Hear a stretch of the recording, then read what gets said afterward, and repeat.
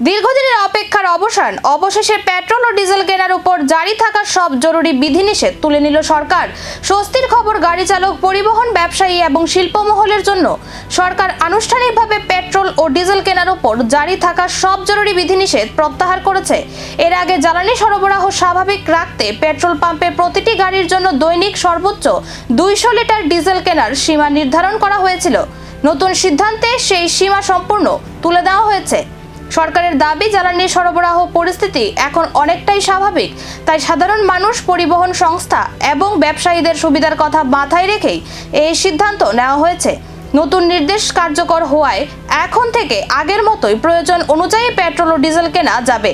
ফলে পরিবহন পরিষেবা ও ব্যবসায়িক কার্যক্রম আরও স্বাভাবিক হবে বলে আশা করা হচ্ছে। তাহলে প্রশ্ন একটাই, এই স্বস্তি কি দীর্ঘস্থায়ী হবে, নাকি আন্তর্জাতিক বাজারের ওঠানামায় আবারও বদলে যাবে নিয়ম? সেদিকেই এখন নজর দেশবাসীর।